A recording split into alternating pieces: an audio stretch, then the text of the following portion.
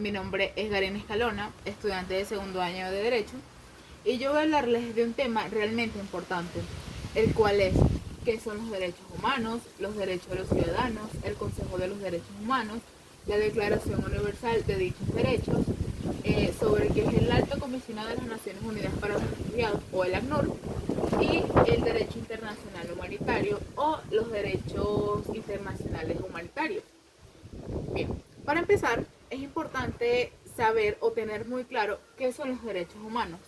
Por ende, estos son los derechos inherentes a todos los seres vivos,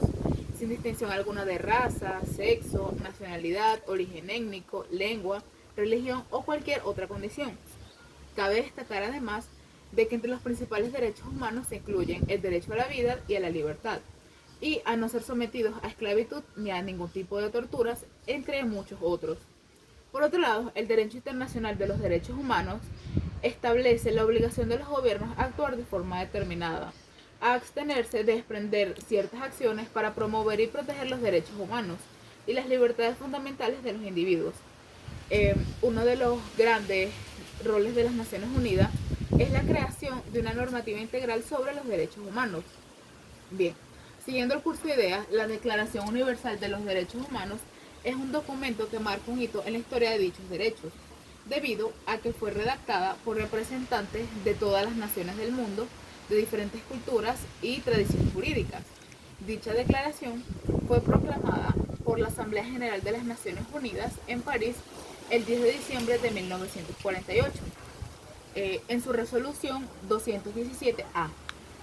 como un ideal común para todos los pueblos y las naciones. Estableció así por primera vez derechos humanos fundamentales que deben protegerse universalmente, y es importante resaltar también que desde su aprobación en 1948, la Declaración Universal de los Derechos Humanos se ha traducido a más de 501 idiomas, siendo así el documento más traducido a nivel mundial. Por otro lado, cuando nos referimos a los derechos humanos en Venezuela, estos están garantizados en la Constitución del año 1999, y la Defensoría del Pueblo es una de las instancias del poder ciudadano en Venezuela que tiene como finalidad la promoción, vigilancia y defensa de los derechos humanos en el país. También es importante resaltar de que entre los principales derechos humanos se destacan de que todos los seres humanos nacemos libres e iguales en dignidad y derechos, y dotados con bastante razón y conciencia. Además de que todas las personas somos iguales, sea cual sea nuestro origen, etnia, color, sexo, religión, opinión política o cualquier otra condición. Todo individuo tiene derecho a la vida, a la libertad y a su seguridad personal. Y también de que nadie estará sometido a la esclavitud ni a la servidumbre. Bien, por otro lado, en cuanto nos referimos a los derechos ciudadanos o a los derechos civiles, estos en general son derechos que protegen las libertades individuales de su quebrantamiento ilegal, la represión por parte del poder, ya sea tanto de los gobiernos o el de cualquier otro agente político público o privado, y garantiza la capacidad del ciudadano para participar en la vida civil y política del Estado en condiciones de igualdad y sin discriminación alguna. Eh, Son reconocidos por todos los ciudadanos y las leyes, y en ellos se distinguen los derechos humanos de los derechos naturales o los derechos civiles. Además son concedidos dentro de un Estado, mientras que los derechos naturales o los derechos humanos son internacionales. Y se tiene o bien por el hecho de nacer según la teorista y un naturalista, o bien por la constitución de la sociedad según la teoría contractualista o el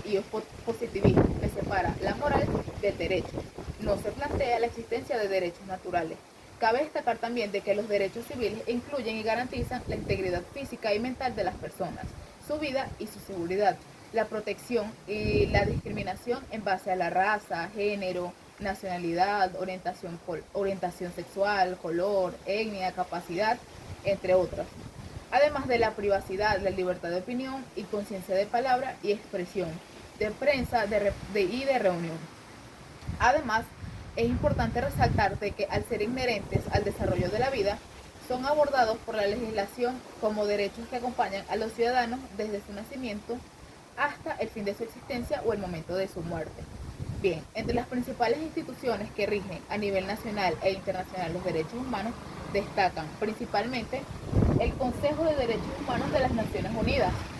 y dicho consejo fue creado en el 2006. Es una institución intergubernamental de las Naciones Unidas que se encarga de fortalecer la promoción y la protección de los derechos humanos a nivel mundial, así como se enfrenta a situaciones de violaciones de los derechos humanos y formular recomendaciones sobre ellos. Este organismo tiene la capacidad de discutir todas las cuestiones relativas de los derechos humanos y las situaciones que requieran su atención durante todo el año. Se reúne en la oficina de las Naciones Unidas en Ginebra, y cabe resaltar además de que el Consejo está compuesto por 47 Estados miembros de las Naciones Unidas que son elegidos por la Asamblea General de las Naciones Unidas, y el Consejo de Derechos Humanos sustituyó a la antigua Comisión de los Derechos Humanos de las Naciones Unidas. Bien, por otro lado, en cuanto se hace referencia al ACNUR o a la Oficina del Alto Comisionado de las Naciones Unidas para los Refugiados, es importante decir de que esta fue establecida el 14 de diciembre de 1950 por la Asamblea General de las Naciones Unidas, y dicha agencia tiene el mandato de dirigir y coordinar la acción internacional para la protección de los refugiados a nivel mundial. Entre sus principales objetivos destacan el garantizar que todas las personas tengan derechos a buscar asilo y encontrar un refugio seguro,